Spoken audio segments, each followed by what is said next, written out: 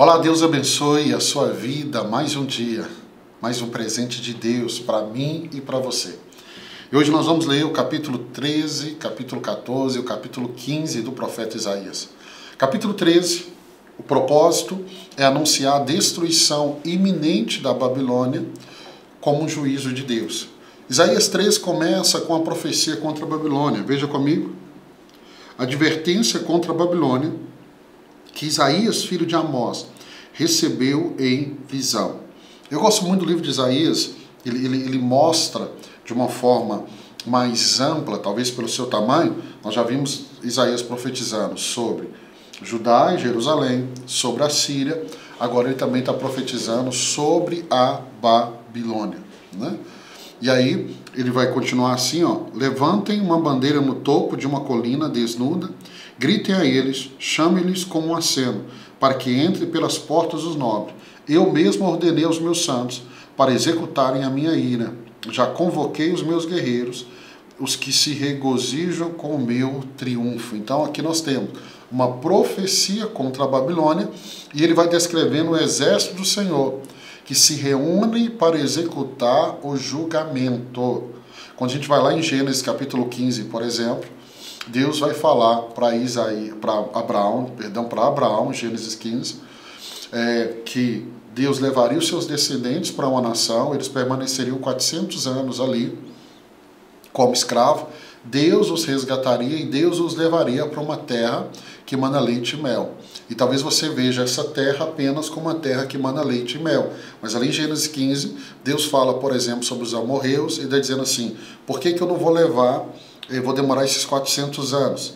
Porque a taça da ira contra as nações que estão naquela terra, essa taça vai se encher. E ele vai dizer que o povo dele seria o povo que exerceria juízo. Da mesma forma que você já viu aqui comigo em Isaías, Deus usando a Síria para exercer juízo sobre a nação de Israel. E aí Deus anuncia o dia do Senhor. Eu já te falei, essa expressão vai se arrepender, vai se repetir, o dia do Senhor. Eu gosto de chamar também como o dia do Senhor. É o dia do juízo, o dia da ira do Senhor, né? E aqui vai ser uma devastação e desolação, onde a Babilônia será totalmente destruída. Você vê isso no verso 6 ao verso 9. Verso 9: vejam, o dia do Senhor está perto, dia cruel, de ira e grande furor, para devastar a terra e destruir os seus pecadores. Talvez você diga assim: pastor, graças a Deus, nós estamos na nova aliança, não tem o dia do Senhor. Eu vou dizer para você que você se engana. O dia do Senhor, no Novo Testamento, e nós vamos ler a Bíblia toda, você vai ver que o dia do Senhor é o dia da volta de Jesus Cristo. E aí Apocalipse vai dizer, né, que os poderosos vão se esconder e vão clamar, pedindo para que a montanha caia sobre eles, porque eles não querem ver a ira do Filho de Deus. Então o dia do Senhor também virá para todo mundo, e virá por meio do seu Filho Jesus. Aqui o profeta descreve o terror e o pânico que se apoderarão dos habitantes de Babilônia, né, comparando a sua destruição ao julgamento de Sodoma e Gomorra. Gente, Sodoma e Gomorra são cidades que receberam o maior nível, o nível mais alto de juízo de Deus em toda a Bíblia. E ele está dizendo que o juízo sobre a Babilônia será parecido como Sodoma e Gomorra. Agora, o juízo completo, o maior juízo, posso usar assim a expressão, vai ser quando Jesus voltar.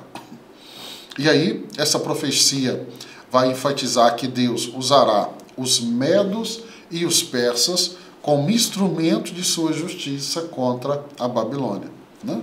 Verso 19 diz assim, para mim é o verso-chave: e Babilônia, o ornamento dos reinos, a glória dos orgulhos dos caldeus, será como Sodoma e Gomorra, quando Deus a transtornou. A Bíblia diz: terrível coisa é cair na mão desse Deus santo. Vamos lá para o capítulo 14. Capítulo 14, propósito: profetizar a restauração de Israel e a queda da Babilônia, incluindo aqui uma sátira sobre o rei da Babilônia. O capítulo 14, ele começa com a promessa de que o Senhor terá compaixão de Jacó e ainda escolherá Israel, estabelecendo-a em sua própria terra. Está no verso 1, no verso 2. O Senhor terá compaixão de Jacó. O capítulo aqui inclui também uma sátira sobre o rei da Babilônia, descrevendo sua queda do poder e a zombaria dos outros reis. E aí nós vamos ver que do verso 12 até o verso 15, Isaías vai utilizar uma linguagem figurada para descrever a arrogância e a queda do rei, comparando a Lúcifer, a estrela da manhã, que foi derrubada do céu. Então, verso 12 do capítulo 14, como você caiu do céu, ó estrela da manhã, filho da alvorada. Aqui são um dos poucos textos bíblicos que falam sobre a queda de Satanás. Você vai se lembrar que Lúcifer, um querubim ungido, ele vai se rebelar contra Deus, vai levar 1/3 parte dos céus e ele vai ser expulso, ele vai cair dos céus. Então aqui é um dos textos que fala um pouco sobre essa figura que é Lúcifer, que é Satanás. O capítulo vai terminar com a confirmação que a Babilônia será completamente destruída e nunca mais será reconstruída. Então aqui nós temos um juízo sobre a Babilônia, né? E aí nós temos Isaías capítulo 15. Isaías capítulo 15, o propósito aqui é anunciar o julgamento iminente sobre Moabe. Então você já viu Isaías falando sobre julgamento contra Judá e Jerusalém, contra a Síria, contra a Babilônia, agora contra Moabe. O capítulo 15 começa com um lamento sobre Moabe, descrevendo a destruição de suas cidades principais, a cidade de Ar e a cidade de Quir. Olha o verso 1, advertência contra Moabe. Sim, na noite que foi destruída, Ar em Moabe ficou arruinada. E na noite que foi destruída, Quir em Moabe ficou arruinada. O profeta, aqui, logo depois do verso 1, ele vai pintar uma imagem vívida do sofrimento e da tristeza dos moabitas, que choram e planteiam em todos os lugares, altos e nos telhados de sua casa. Verso 2 e o verso 3. Deixa eu ler só o verso 3. Na rua andam vestidos de roupas e de lamento. Nos terraços e nas praças públicas, todos planteiam e se prostram chorando, né? O verso-chave aqui é o verso 5, que diz assim: o meu coração clama por Moabe, os seus fugitivos até Zoar e Englat-Zelizia, pela subida de Luite, eles sobem chorando, no caminho de Oronai, levantam gritos de destruição. Então o que vemos aqui, e aí nós vamos ver aqui na parte final, do verso 6 ao verso 9, é a devastação que vai atingir todas as áreas de Moabe. Esse capítulo descreve rios de sangue e uma terra assolada. Aí, ó, verso 9, ainda que saísse as águas de Dimon e sejam cheias de sangue, trarei mal sobre Dimon, um leão sobre os fugitivos de Moabe e sobre aqueles que permanecem na terra. O que nós vemos aqui? Nós vemos aqui uma profecia contra Moabe. Quando chegarmos no livro do profeta Jeremias, nós vamos ver que Jeremias também vai profetizar contra Moabe, confirmando essa destruição que Isaías aqui profetizou. Então, a desolação que vimos aqui, tanto da Babilônia, né? Da Babilônia, agora de Moabe. E aí, o que nós podemos resumir aqui do capítulo 15, né? Nos lembra o julgamento de Deus, né? E o julgamento de Deus, ele é abrangente. E nenhuma nação está isenta, nenhuma isenta da justiça de Deus. Então nosso Deus é um Deus justo e é um Deus que julgará todas as nações. A Bíblia vai nos ensinar que todos, sem exceção, todos, um dia, comparecerão diante do Senhor. Por mais que eu e você tenhamos ouvido muito essa expressão apenas de Deus, como sendo um Deus de amor. Sim, Deus é amor, mas Deus também é justiça.